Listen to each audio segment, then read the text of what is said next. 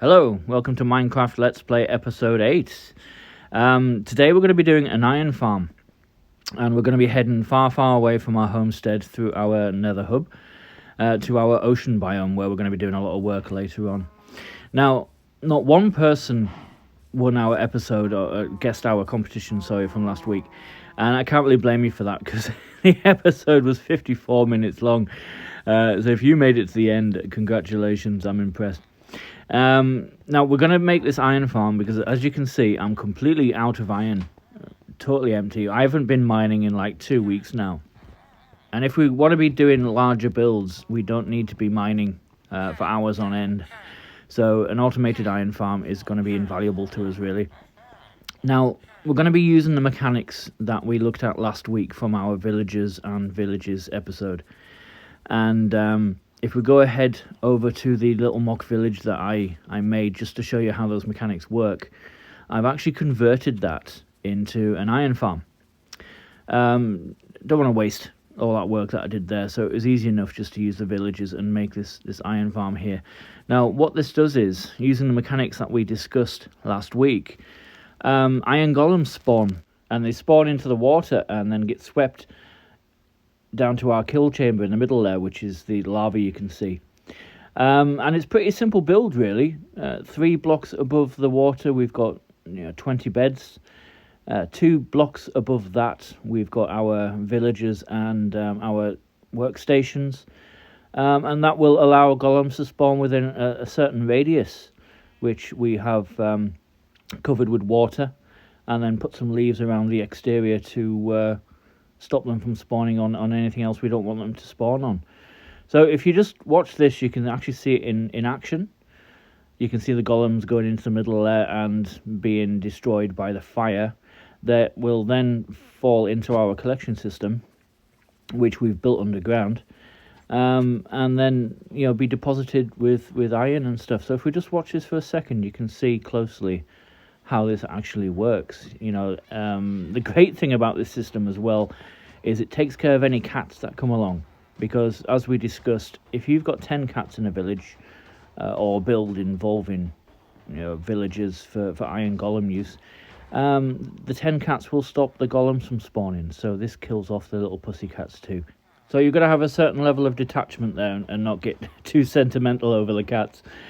Now golems, when they die, they tend to give you between 3 and 5 iron, and they'll also give you some poppies or roses. And when the cats go in, you get string, so it's quite a handy little build, really. And the way we've designed this, it falls into hoppers, and then it goes into a chest wherever you'd like to place that.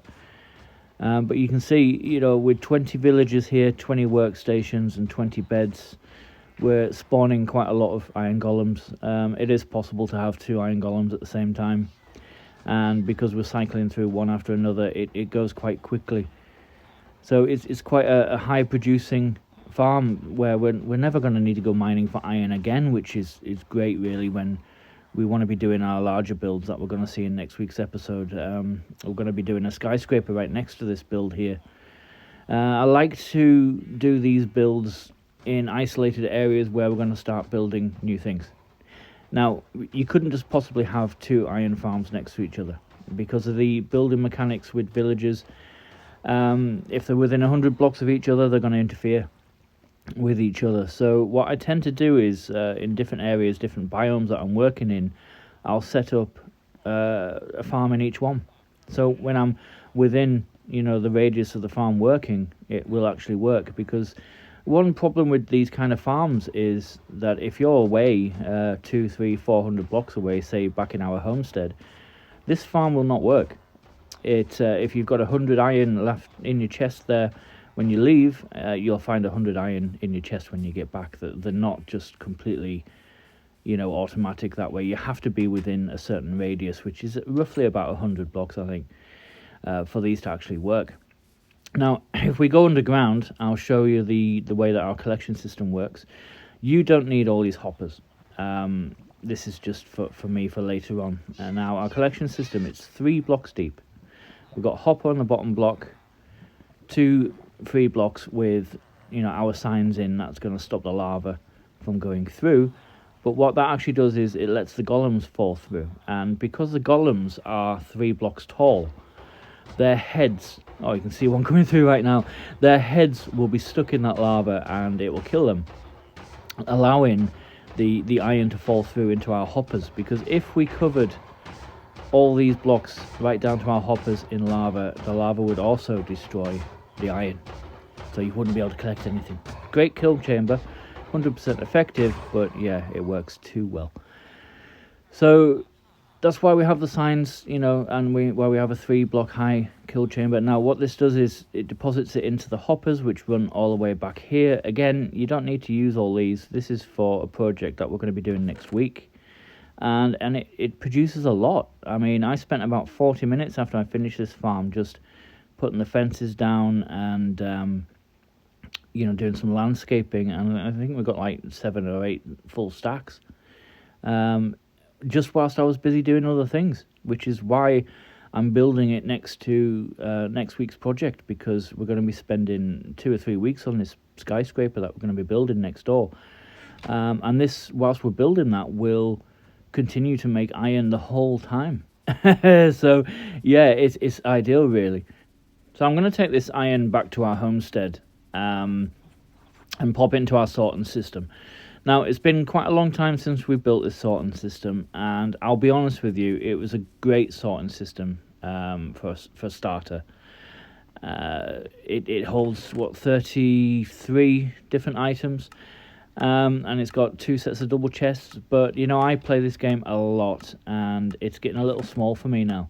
So in next week's episode, when we do the skyscraper, we're actually going to be incorporating a new mega sorting system in there, which is going to hold close to 80 different items, which is going to be great, and it's going to have probably 5 or 6 chests high.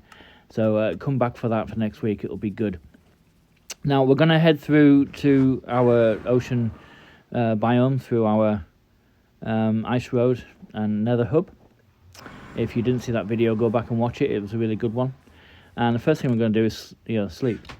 Because it's night time. I don't need to be blown up by a creeper. Now, if we go through, I think, yeah, we need to have a look around here to see where we're going to put this farm, because they are quite... What's that in the distance? Just floating in the sky there. What the hell? Sometimes you get the most random stuff. I mean, I haven't built anything up here yet. This was found and we for the ocean, and we did our treasure chest short here. I don't know what that was. Anyway, right, so we need to have a good look around and find where we're going to put this iron farm, because they are quite big builds really, so we need quite a lot of flat ground. I don't want to build it in the ocean, so it looks like we're going to have to go behind us now and probably clear some land, yeah, because it's quite a foresty biome, this. I mean, that ocean, when I found it, it just goes on forever. It's huge. So it's going to be very important in our later episodes. Now, the materials list. We're going to need at least a full stack of white wool for 20 beds, okay? 3 wool each. We're going to need quite a lot of wood, again, for the beds and things. We're going to need some glass. And we're going to need quite a lot of any solid block that you'd like to build this out of. It doesn't matter what solid block it is, as long as it's a solid block. Okay, and then we're going to need a minecart and some leaves, some rail. We're going to need some fencing just to make our place safe. The leaves you can get with some shears.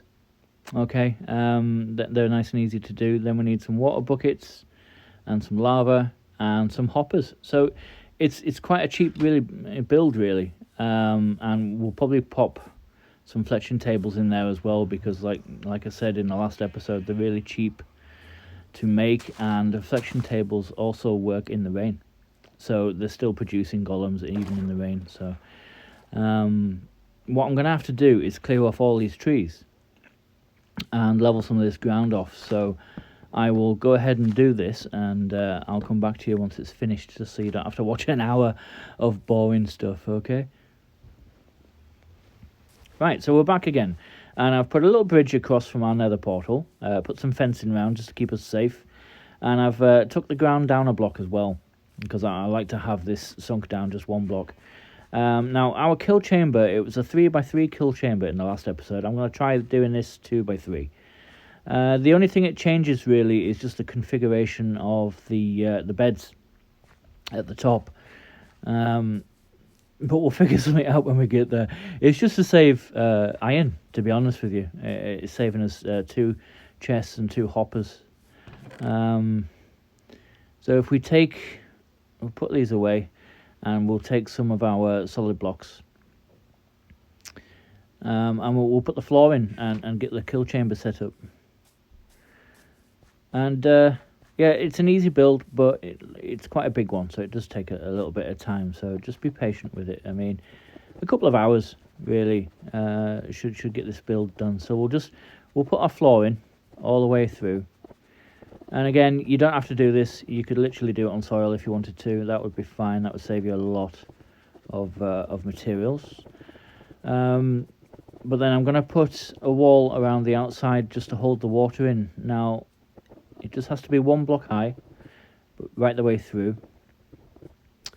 And in the corners, we're going to be placing another block just to raise our water supply up. So what we're going to do is 1, 2, 3, okay, and 1 in the middle. Now, you could get away with that, but I think it looks much nicer if we just stick another block on each side. Not there, up on the wall. Yeah. 1 more block on each side, and then when we put our water in, that'll look fantastic. And then we'll cover the rest of it with leaves when we get there. So I'll do the rest of these corners. And our kill chamber, like I said, that's going to be the level of our lava, top block. A block below that, we're going to have 2, 4, 6 signs to stop our lava from getting through. And then we need 2 blocks below there, which is going to be for our golems to stand on. And then the block below that will be our hopper height. Okay? So we've got 1, 2, 3, 4, 5 blocks deep for our kill chamber and hopper system. Important, you know, if you do it too deep, the golems will fall right through and they'll just stay there. And you won't get any more spawning. So, which way's home? Yeah, I want to be digging out from under this because our collection system is going to be under the ground.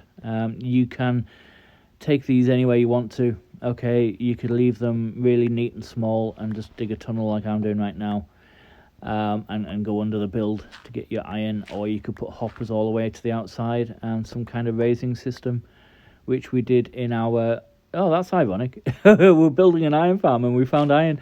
Yeah, you could bring hoppers all the way to the edge. You can have a raising system with water like we did in our auto storage episode, and have them come to the surface so that the chest is at finish height. You can do whatever you want. You just experiment with it and do whatever's suitable for you. I mean, all those hoppers that we've got in the farm that I just showed you, they're going to be going straight to our new sorting system in our skyscraper, and they're going to be depositing the iron automatically and sorting it. So we never have to actually collect it. It's just going to appear in our sorting system, in our iron chests. So it's going to be really good. So you can do anything. Okay, this is Minecraft. It's designed to be completely customizable to whatever you want. You don't have to follow my advice. You don't have to follow anything you see anyone else do. I mean, some people put 2 of these spawning platforms in. 1 is just enough because the unit cap for golems is 2 for a village with 20 villagers. So, you know, 2 spawning platforms really is not going to make a huge amount of difference. You know, I also see these getting built in the sky, which is quite a good idea really, because it stops the golems from spawning anywhere else apart from in your water system. But I use leaves and keep them on the ground just because it's easier, and golems will not spawn on the leaves. So we're going to put our signs down. Second block down, okay, and you want 1 sign on each block, 1, 2, 3, and then go back a block, place another sign on top of the signs, and that'll stop the lava from coming through. But it will allow other things to pass, like the cats, ourselves, and golems. So it's not a good idea to fall in these yourself, okay? And our hoppers, we're going to have to do this backwards, okay? Because remember, the way that you're facing when you place these hoppers is the way that the materials are going to move. So we're going to pop a temporary block down here, crouch, and then put a hopper on the back of that, so it travels forwards. A hopper on the back of this, and then we're going to have to dig out a block here which we'll replace because we want to be back here, and then another one. So these 3 hoppers will just go straight forward, okay? And then we're going to take out some extra blocks on the sides here. You can see they're going that way. You take these 4 blocks off on the side, and then if you point in this direction and bend, when you put the hopper down, it will feed into those 3 hoppers that are going forwards, if that makes sense, okay? And we'll do the same on the other side. So the middle 3 hoppers are going towards where our chest's going to be, and then the side hoppers are leading into those 3 chests, like so. Now remember to bend when you're doing this, otherwise it doesn't work. And that's our collection system. That will take anything that comes through, which will be the iron, the poppies, I think it is, and the string. So we'll pop these walls back in. And if anyone saw the change there in light, I was answering the front door, so I had to stop recording and then come back later on and finish the recording. So I'll apologise for that. Right, so we need to get out of here, replace all these blocks around the edges, make it look nice and neat, and then we'll move on with the next stage of our project. And this is the bit that's always fun. Okay, it's a villager time. We're going to need to breed and make 20 villagers, and we don't have any villagers around here. So yeah, if you've seen the rest of my episodes, this is going to be interesting because it always goes wrong for me. I think we stated in the last episode that the villagers will be safer with the mobs than me. I'm just too dangerous. Right, so we're going to head back up the top. And the first thing I'm going to do is to cover this kill chamber up, because I don't want to fall down it. So if we pop a few blocks down, we've got plenty of time, it's still daylight. If we pop 6 temporary blocks down, just to cover this hole, and I'll pop down some torches just so I know where it is. It's easy to work out, but it'll keep it easier for us, okay? We want to be placing our beds directly up above this. It's very, very important to centre the beds, and the first bed in particular, because where you put the first bed, the top left-hand corner is going to dictate the middle of the village, like we spoke about last week, and it will also dictate the spawning radius of the golems. Now, these beds need to be on the 4th block high, so we're going to build a temporary platform 3 blocks high, because we need enough room for our 3 block high tall golems to fit underneath, if you get my meaning. So yeah, the beds are going to be on the 4th block high. And yeah, we ran out of blocks. Okay, so we can't use wool. Our first bed is going to be right in the centre, and try not to fall off. There we go, go back up. Right in the centre, so that top left-hand corner is the middle of our village. Right, that will dictate the spawning radius of our golems, and that's how we get them to spawn into our water. And we need 20 beds on this platform. Like I said, it's a slightly different configuration to the one I showed you at the beginning of the video. I'm keeping this kill chamber a little smaller than a 3x3. We've done a 3x2. So we're not going to fit 20 beds in this little platform. We're going to fit 18. So we're going to have to find somewhere to put another 2 beds, which is going to look aesthetically pleasing as well. And I think if we'll just tag them on the side, to be honest. I can't see anywhere else where we're going to put them. If we put them on the side, they'll blend in. They'll be all right. I'll put a couple of temporary blocks down here. 1, 2, and then pop a bed on. And do the same on the other side. At least it's symmetrical. And it shouldn't affect your farm in any way, to be honest with you. The most important bed, like I said, is the first one you put down. That has to be in the centre. If you put the bed on the outside, the golem radius would spawn in the wrong place, and they wouldn't spawn in your water, which would be a bit of a nightmare. So we'll get rid of all these temporary blocks. So this platform, like I said, was 3 blocks high, with the beds on block number 4. And we'll get rid of all this. We don't need this at all. So the next thing we need to be doing is to make the housing for our villagers to be in. You can have some really compact designs for this, actually. You can do it within 2 spaces. You can put 10 villagers in a very tight, confined space and put your workstations around them. And they look pretty cool, but, I mean, we're so far away from villagers here. I don't want to build a temporary village breeder and then have to take 20 villagers all the way up to this hub. So what I'm going to do is actually combine the two. I'm going to build a villager breeder and the housing for the villagers within our farm. And what that's going to do is, I'll just pop this chest down and some lighting, is yes, we can breed the villagers in this as we go, and they will bind to the beds as they go and the workstations. But also, if we get any problems and we need to have a bit of maintenance time with this, kill a villager off or put a new one in, it's going to be a lot easier to do if they're in a much bigger space. So what we're going to do is actually lay the floor, okay, just 2 blocks above the bed. If you've got 3 clear blocks above this bed, golems will spawn on the bed. So the glass platform has to be at this level. Very important. Golems don't spawn on leaves or on glass.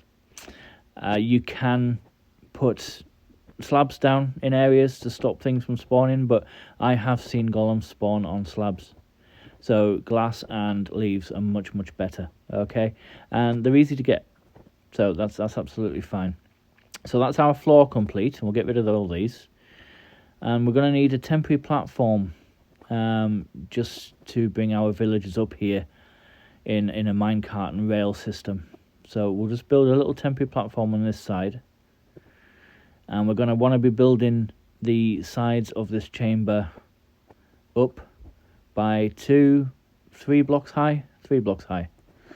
Because we're going to want a glass roof on this as well. The importance of roofing with these random patrols, as in episode 4, which doubled the length of the episode and gave us our first village raid. That was interesting. If you haven't seen that, go back and watch it. It was hilarious. And we're going to put some steps down here to get our minecart and rail up. And this will be where we bring our villagers to push them off the edge and get them in. Like I said, we only need 2 villagers to start this off with, because that little chamber there is big enough to be a village breeder. And it doesn't look too bad, to be honest. It's pretty good. It's a much easier way to do it. Skip out the whole village breeding thing and taking 20 villagers up there one at a time. So I'm back at home, which is where we're going to get our villagers. I'm going to get a boat. I've put some rail down. And it's quite a complicated process, this. We're going to have to put a villager in the boat. Oh. It's quite a complicated process, this. We're going to have to put, what a load of rubbish. He just got in on his own, for once. I mean, that's the first time I haven't had issues getting a villager into into a minecart. I went away to get the boat there and put him in. Okay, right, so to get villagers through these nether hubs, we want to put the minecart with the villager in it right on the top of there. Okay, now I want to push him right back, so I'm going to go around the back and put some temporary blocks down just to stop him from going all the way through. And we'll push that as far back as we can get it, so when we break this, he goes straight through. There we go. He doesn't even have to wait the few seconds we do, so that's ideal. And we'll go through to our nether hub, and now we need to get him in a boat. If he comes away from there, I don't want to go near him just in case he goes back. We'll let him come to us. That's absolutely fine. We've got plenty of time. This Let's Play and tutorial episode it's just over 30 minutes long. It's not 50 like... Oh, there we go. Right. Okay, so we'll put him in a boat. We'll take him to our ice road. That one with the sand and the ocean light thingy, what they called it. I'm terrible at forgetting names. Anyway, we'll get out the boat. Now, we're going to have to break this boat, push him through, and get him into the next boat. So I built this little chamber so he doesn't run away. Break this boat and push him through. And we'll get him onto that other boat, go down our rather long ice road, and it is a long one, this. It's like, whoa, this is hard to steer with him in the back. Right, it's a rather, yeah, hi. Wait, help. We're just, yeah, he's back heavy. You need to lose some weight, pal. Come on. I mean, God, my boat's everywhere. Right, back through here.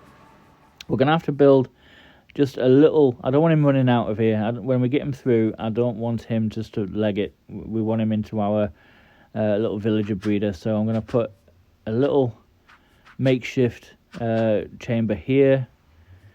Put a boat down. A bit of a chamber here so he can't run out the back. I'm just being cautious because trying to catch these guys, I have no idea where he'd go if he got out here because there's no village nearby.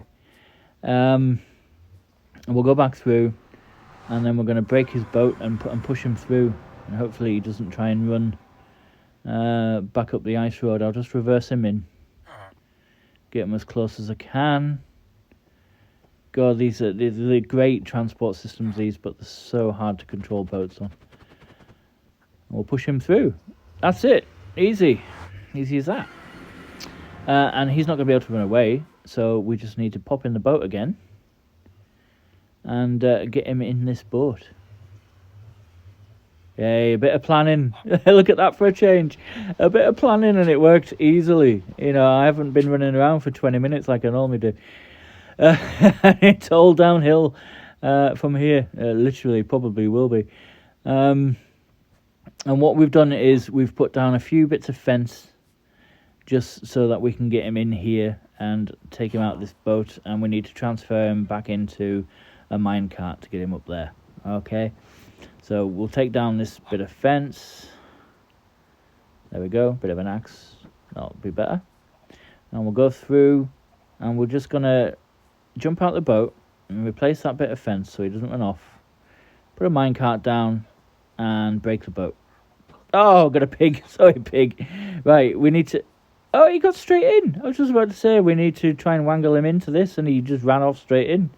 This guy, I love this guy. He's so cooperative. He obviously didn't like living at Homestead. He wanted to come with us here. He must have known what's happening. And it's raining.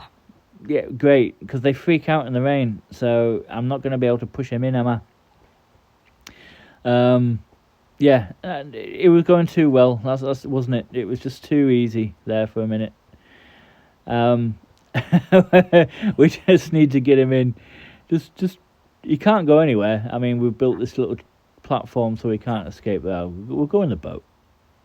It takes a bit longer, but well, it won't take longer because he's in. You know, we just need to jump down. There we go. It's only 2 blocks. Take the boat away without breaking the glass. Boom, he's in. So to save time, I've repeated that process with a farmer. Okay, and we've already got our first little baby villager. We just chuck them a load of bread, and they'll do their thing. Just like in last week's episode, you know, it's the exact same process as the village breeding that we did last week. You know, you give them a load of bread. They seem to be a bit shyer up here, though. Maybe it's all the glass, but it takes them just a little bit longer. Maybe the conditions aren't perfect. Maybe they don't like being so high. I don't know. There's got to be some mechanic at play there. But if we go back down here, give them a little bit of privacy, and we'll have a quick peek out the side here. They're doing their thing. They've got bread, they've got beds. That should be enough. Yeah, there we go. All done. Okay. And we'll just let them do their thing. So I'll get back to you once they've done that. Okay. So it's been about 30 minutes, and they've bred. Some of them have grown up. We've got 19 fletching tables in there, and I've put 1 composter in there as well, just for our farmer that we've already traded with, so he's not going to change professions. And I'm going to put an unlimited water source in here, 2 buckets, just 1 in each corner, and that will give us as much water as we need, because we're going to fill this entire thing up now with water. So we're going to put 1 in each corner. And if we put it one block high, what it'll do is it'll run into the center in each direction. And if we do all 4, it's how we get our golems to go into the middle. Okay, and you can see that with these 4 in the corners, they don't reach the kill chamber. So what we do is we just fill up these side bits. Now you don't have to put 1 bucket of water on each block. If you do 1 block, skip a block, 1 block, skip a block, that fills up just nicely. Alright, so it saves you a bit of time that way. And you only want to do around the edges, because that'll be enough to reach our kill chamber. So I'll go ahead and do all that, and then we'll see you once we're finished, okay? So now that that's done, we're ready to put the lava in our kill chamber. And 1 bucket right in the center will be enough just to cover this whole thing. 1 bucket covers a 9 square radius, so this 6-1 this new configuration we've done will be fine. And those signs will just stop the lava from falling right through. Job done. We're ready. We're ready for our golems to start spawning. So I'm gonna. First one's already here, and we're not ready. I've forgotten the leaves. We need to put the leaves round just to stop them from spawning on the edge. Like I said, slabs won't do. They will spawn on slabs. Leaves are much better. But you see, if I push him in there, and we'll just put all these leaves round, you can see him moonwalking right into the kill chamber, and there goes a cat as well. Kill chamber's doing its thing. That'll feed into the hoppers, then into the chest, and that's 3 to 5 iron for every golem. And because we've got 20 beds, 20 workstations, and 20 villagers, we can spawn 2 golems at the same time. So we don't have to wait for 1 to repeatedly spawn. 2 running at the same time is going to be much faster. So we'll just put these leaves all the way around the edge, because we do not want golems spawning on this edge like he just did. Okay, and I also put leaves on the first block around the edges too, on the grass there on the left hand side, just in case, because it's pretty random where they spawn. They do have a spawning radius which is slightly bigger than this water chamber that we've got, but it's just convenient because that's how far water flows. You could go up a block and stick another 3 or 4 distance water chamber around the outside, but that's a lot of work.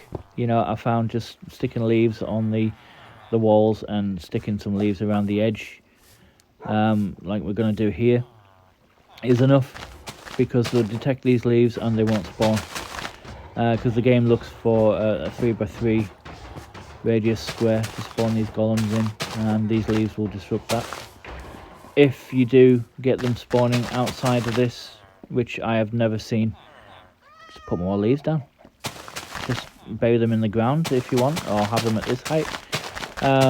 You could have you could have a spawning platform much smaller than this, and just have leaves going out to the spawning radius, and it will always spawn in the water, as long as your housing for your villagers is made of glass, and you followed the rules and you've kept the beds just 2 below the floor of your villager housing, then they've got nowhere else to spawn but in the water.